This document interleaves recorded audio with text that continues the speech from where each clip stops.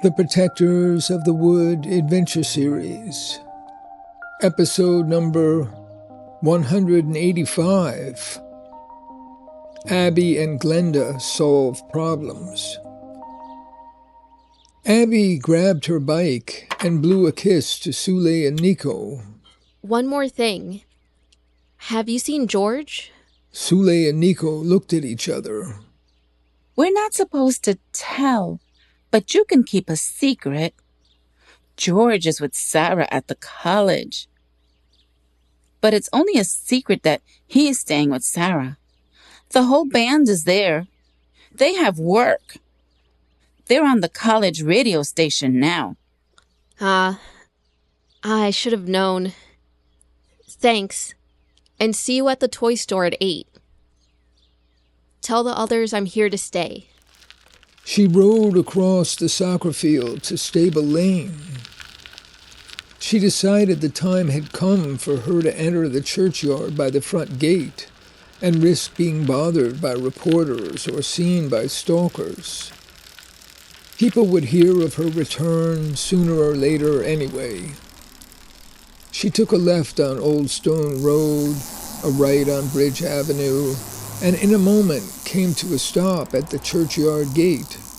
No one was there. Glenda was waiting on a bench in the shade of the maple trees. They walked over to the cottage, and Abby stored her bike in the tool shed. Let's just walk around while we talk. We'll go down to the birdwatcher's path and up through the privet fort.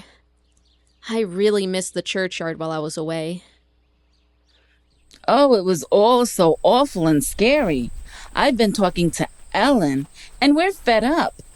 She says she'll refuse to become a trustee, even if the bishop declares the election in her favor. She already told Tuck. And Tiny's grandparents are leaving the church to join some other church in Half Moon. And they want me to quit also, and even remove Tiny from the preschool. And with Kayla getting sick, it's been frightening. I don't know what to do. Tiny is not going to tolerate losing her friends. It would devastate both of us.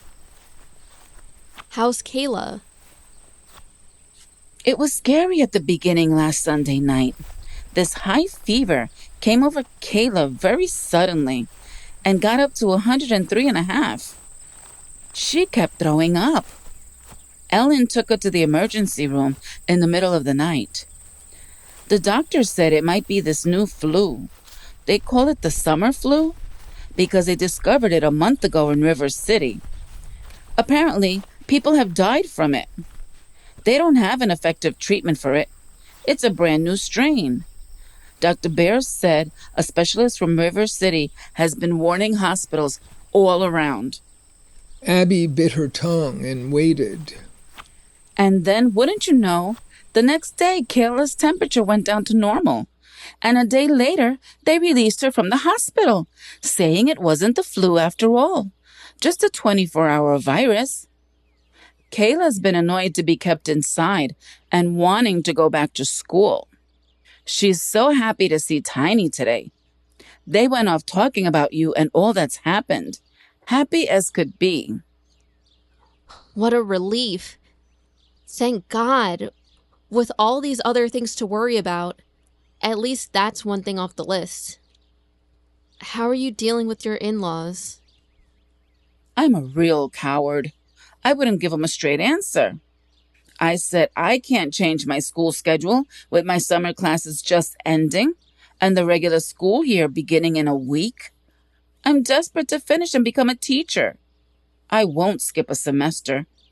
They offered to find another daycare, and I burst into tears and became hysterical. They had to calm me down and said we'd discuss it at a better time. There is no better time. Abby bit her tongue again. She could tell Glenda was not finished. But you know what? I applied for a scholarship last spring, and I found out last week that I got it. They're paying my tuition this coming year, and I'm taking more credits. Oh, Glenda, that's fabulous. Abby gave her a hug. They were sitting on the bench under the maples. The bright sun was moving toward the west, shining into the yard from Bridge Avenue. A fresh breeze was cooling off the heat of the day. It doesn't really help me much, though. My in-laws still own the house I live in. They pay for the daycare, and Tiny's father is coming in tonight for a visit. I just need to calm down before he arrives. I'm so confused. Any idea what he'll think of this problem? Does he have influence with his parents? I think so. Maybe. I don't know. That whole side of the family has gone crazy over the last few months. This election and that mob scene in the church have been the last straw. It's like they really want to attack you. I just can't take it anymore. The world has gone crazy. His parents hold money over his head like a baseball bat, and they think you're a devil or something. Tiny cries about it at night. What am I going to do? Glenda wiped the tears on her face. Abby's mind was searching for any scrap of good advice. Suddenly she had a long-shot idea. When Glenda finally raised her head, Abby gently asked a few questions. Now, are you sure Ellen has definitely turned down the trustee's position? Even if it turns out that she's won the election? Glenda stared. Absolutely. Ellen's scared. Scared for herself and scared for Kayla. And I agree with her. I'd be scared too. She's been receiving threatening letters. People mutter hostile threats on the sidewalk. Do you think she'll announce her decision to the public? She wants the bishop or Reverend Tuck to announce it, and the newspapers to cover it. She wants to be left alone. So, everyone will know. Okay, so where does that leave us? Why are you asking? Well, you could tell your in-laws that everything's changing. Ellen is no longer running for the office, and Betty Scudder may get the position. Tuck will be fired, and I'll be gone. The whole situation will change. That would be terrible. Yes, but I have reason to suspect it won't happen. But it's possible, and it'll buy time with your in-laws. It may look to them like this whole conflict will be swept off the table. It's just a suggestion. I have a secret. Do you promise to keep it? Of course. Don't worry about me. Ellen says the other side was cheating. For sure, it's a fact.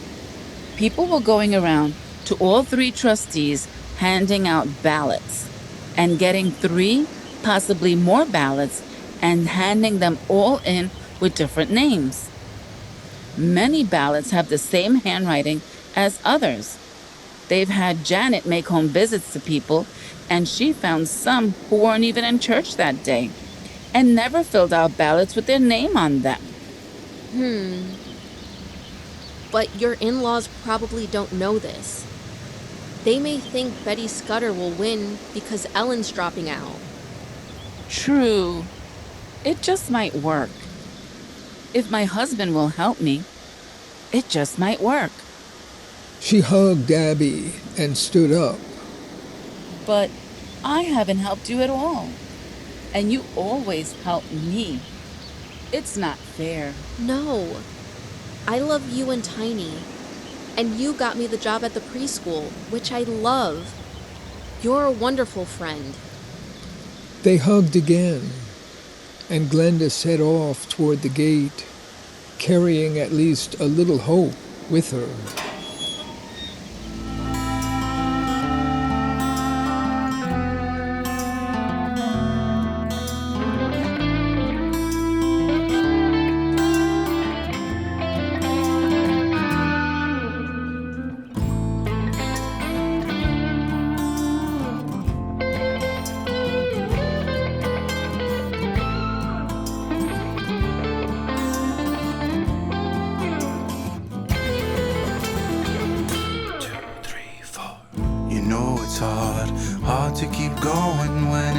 so much to live. You know it takes so much more than all you've got to give. Reach for me, reach for me, 'cause I'm all out of strength today. Please show me the way. Please show me the way.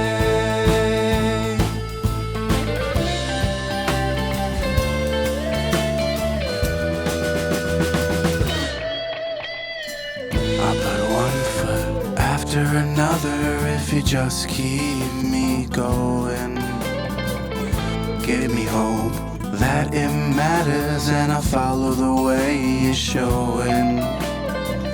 Reach for me, 'cause I'm all out of strength today. Please show me the way. Please show me the way.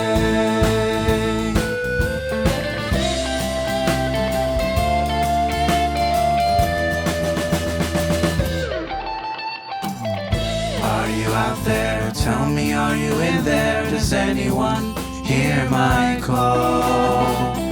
It's got to mean something that's anything here at all. Reach for me, 'cause I'm all out of strength today. Please show me the way. Please show me the way. Show me the way. Please show me the way.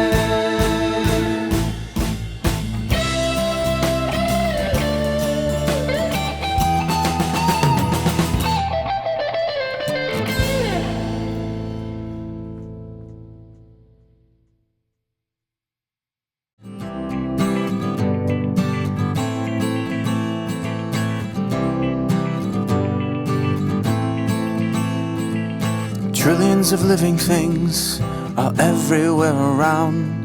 Our lives are all planted deep into the sacred ground. There's everything to love and everything to fear. It's planet Earth in the universe and nature lives here. It's planet Earth in the universe and nature lives here. It's planet Earth in the universe and nature lives here. It's planet Earth in the universe and nature lives here. And nature lives here.